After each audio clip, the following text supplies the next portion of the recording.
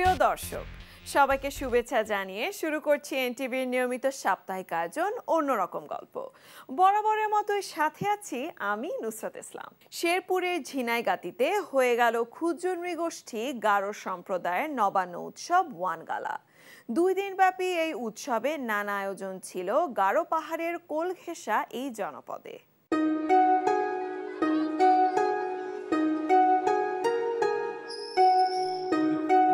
শেরপুরের ঝিনাইগাতিতে গারো সম্প্রদায়ের সিংহভাগ মানুষের বাস। গারো সম্প্রদায়ের মানুষ আদিকাল থেকেই ওয়ানগালা বা নবান্ন উৎসব পালন করে।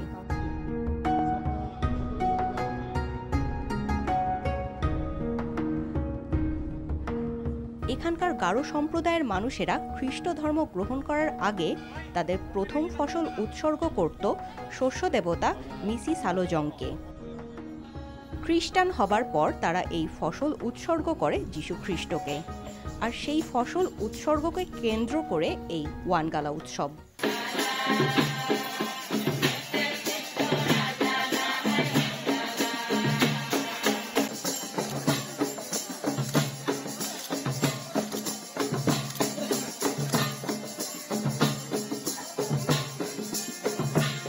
এই উৎসবে ছিল প্রার্থনা সভা, সাংস্কৃতিক অনুষ্ঠান, মেলা সহ নানা আয়োজন।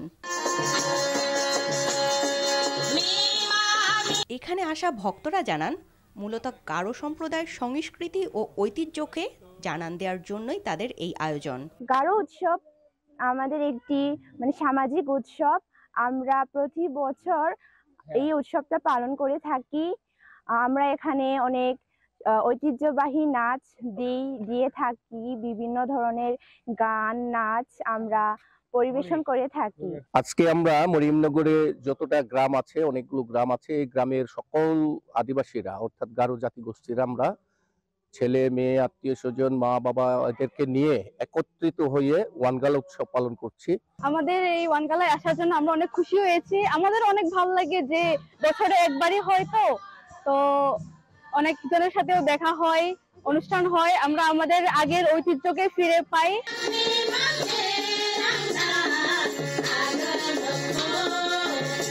এই উৎসব উপলক্ষে ঝিনাইগাতির মরিয়মনগর খ্রিস্টান মিশনে আয়োজন করা হয় প্রার্থনা সভার। আমাদের খ্রিস্টীয় বিশ্বাস অনুসারে আমাদের এই পর্বটা হলো যীশু খ্রিস্টের রাজার পর্ব।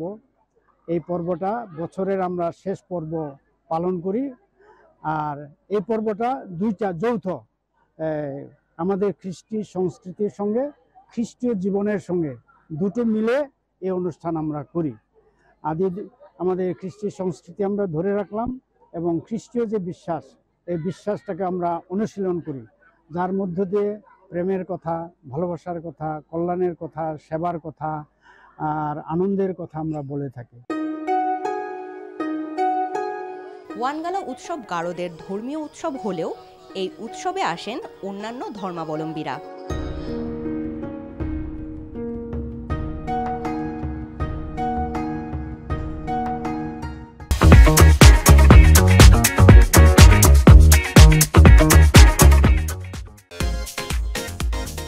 কুষ্টিয়ার গড়াই নদীতে দেখা মিলেছে কুমিরের।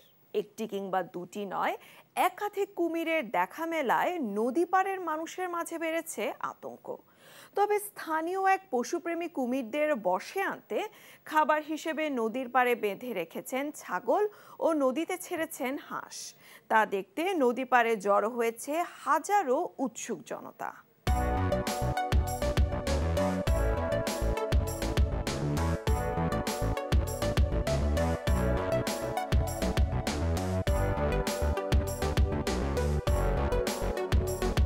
নদীর তীরে বেঁধে রাখা হয়েছে ছাগল, পানিতে ভাসিয়ে দেওয়া হয়েছে জ্যান্ত হাঁস। কখন কুমিরের দেখা মিলবে, কখন ছাগল আর হাঁস গিলে খাবে কুমির, সেই দৃশ্য দেখার অপেক্ষায় কুষ্টিয়ার গড়াই নদীর পাড়ে ভিড় জমিয়েছেন শত শত মানুষ।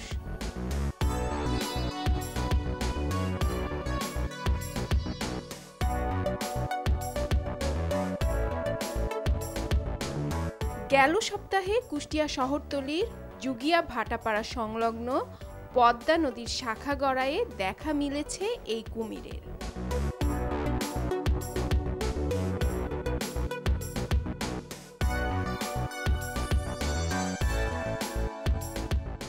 স্থানীয়দের মাঝে এই কুমির নিয়ে যেন আতঙ্কের শেষ নেই।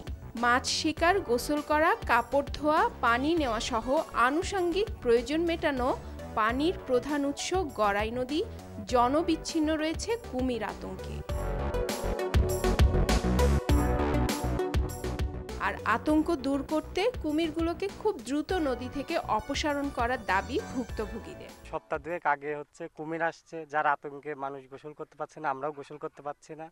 এবং আমাদের ধরেন এই দৈনন্দিন কাজে নদীতে বিভিন্ন পানির প্রয়োজন এবং লোকজন পানির ব্যবহার করে, তারা এই আতঙ্কে পানিও নিতে পারছে না। আমরা একটা বিভ্রান্তি এবং ভয়ের মধ্যে আছি। কুমির ওই যে পানিতে ভাসি মুখখান খালি দেখি আর দেখি না, আবার ডুব মারে। আমি ছাগল হারাত দিন ছাগল খাই, এক টাইমে আসি সন্ধ্যা ভোর ছাগল খাওয়াই, আবার সাইড হয়ে করে ডুবি যায়, আবার ওঠে। ভয় করে আমরা গোসল করতে লাগেনি। আমার বেটার বউ গাঙে খাসতে আসিলি আর ওই কুমির বলে ফস ফস করতে লাগে।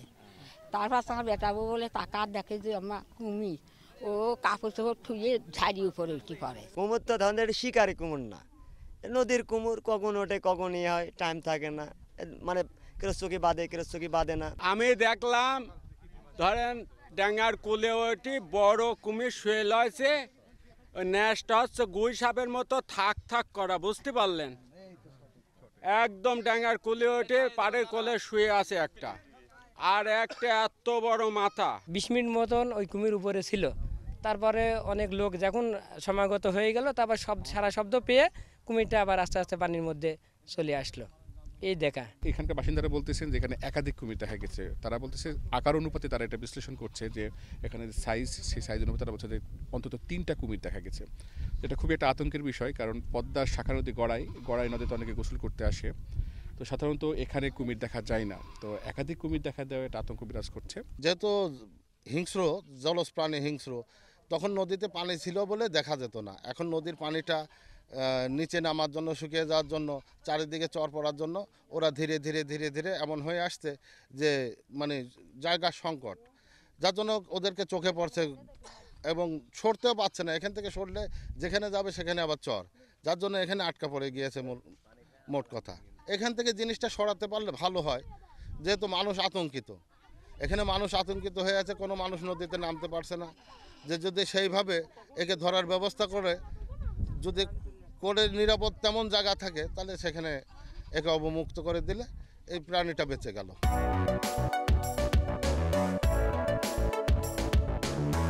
বন্যপ্রাণী নিয়ে কাজ করা শাহাবুদ্দিন মিলন কুমিরগুলোকে বশে আনতে নিয়েছেন নানা উদ্যোগ। কুমির যাতে কোনো মানুষের ক্ষতি না করে সেই লক্ষ্যে তাদের খাওয়ানোর জন্য নিয়ে এসেছেন ছাগল ও হাঁস। তবে বন বিভাগের উচিত এমন পরিস্থিতিতে স্থানীয়দের পাশে দাঁড়ানো।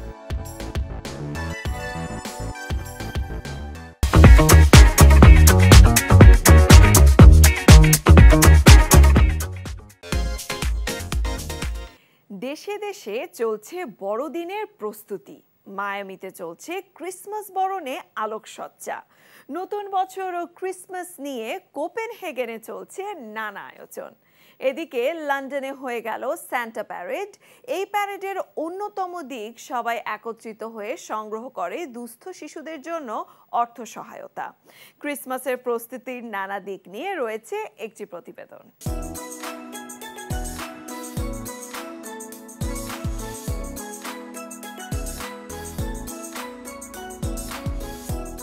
দেশে দেশে চলছে বড়দিনের প্রস্তুতি। ক্রিসমাস ট্রি, আলোকসজ্জা, সান্টা ক্লজ, বাসাবাড়ি ও ব্যবসা প্রতিষ্ঠান সেজেছে বর্ণিল রূপে।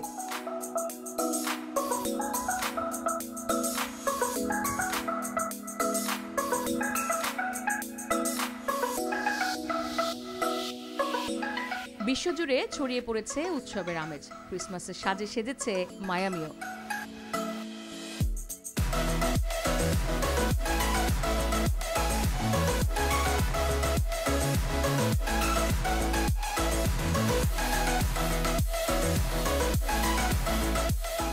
আলোকসজ্জা হয়েছে শহর জুড়ে।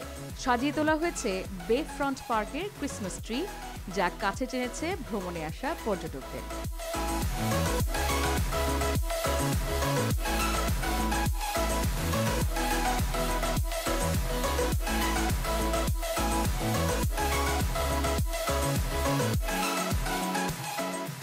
ক্রিসমাস ট্রির পাশাপাশি সাজানো হয়েছে পাম ট্রি, তৈরি করা হয়েছে গ্রাফিটি। এছাড়া আরও দেখা যায় সেন্টার বিভিন্ন অবয়ব, ginger bread house, light show ছাড়া রয়েছে নানা আয়োজন। এই আয়োজনে ভিড় ছিল দর্শনার্থীদের। জাঁকজমক এই আয়োজনের মাধ্যমে ক্রিসমাসকে বরণ করতে প্রস্তুত মায়ামি।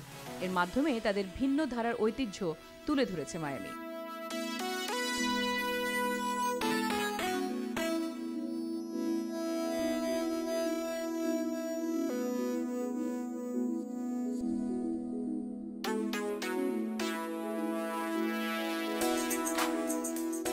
এদিকে দুঃখ কষ্ট ভুলে বড়দিন ও নতুন বছরে আসবে সুখ ও সমৃদ্ধি, এমন প্রত্যাশা নিয়ে ক্রিসমাসের সাজে সেজে উঠেছে কোপেনহেগেন। ক্রিসমাস লাইট দিয়ে সাজানো হয়েছে শহরের কায়াকগুলো এবং এর নাম দেওয়া হয়েছে বেয়ারার অফ লাইটস।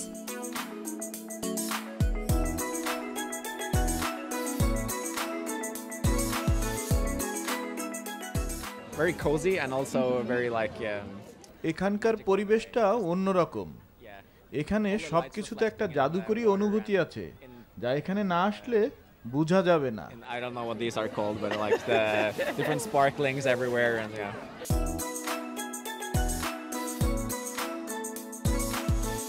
শহরের বিভিন্ন জায়গা থেকে আসা পর্যটকরা ভিড় জমায় এই আয়োজন উপভোগ করতে। এই আয়োজনে ছিল একটি প্যারেড, যেখানে চালানো হয় 400টিরও বেশি কায়াক। বছরের পর বছর ধরে এই আয়োজন করে আসছে কোপেনহেগেন।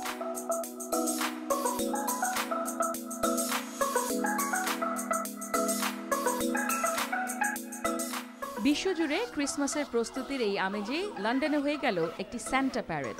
এই আয়োজন চলাকালীন তোলা হয় শিশুদের জন্য আর্থিক সাহায্য। সেন্ট্রাল লন্ডনের এই প্যারেডে বসেছিল বহু মানুষ।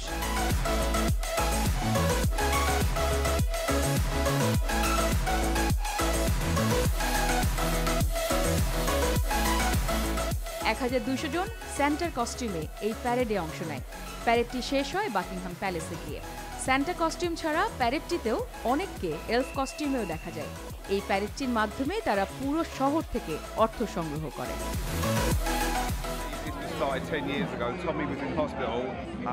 এই প্যারেডের আয়োজন আমরা শুরু করি 10 বছর আগে। এটা মূলত একটি অর্থ সংগ্রহের অনুষ্ঠান। এই অর্থ আমরা সাহায্য হিসেবে ব্যবহার করি।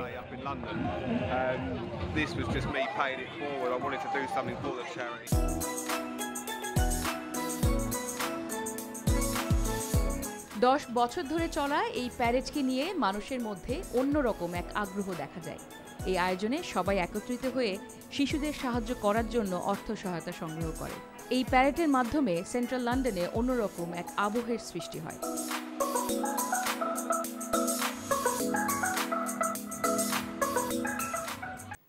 চলে এলাম একেবারে শেষে। দেশ বিদেশের বিস্ময়কর ও মজার সব খবর নিয়ে দেখা হবে আবারও। কেমন লাগলো আমাদের আয়োজন বা কোনো পরামর্শ থাকলে জানাতে পারেন চিঠি লিখে। আমাদের কাছে চিঠি লেখার ঠিকানা প্রযোজক অন্যরকম গল্প, NTV, BSCC ভবন, 102 কাজী নজরুল ইসলাম অ্যাভিনিউ, কারওয়ান বাজার, ঢাকা 1215। দেখা হবে আবারও শুক্রবার সকাল 10টা 10-এ। সে পর্যন্ত ভালো থাকুন, সুস্থ ও নিরাপদে থাকুন।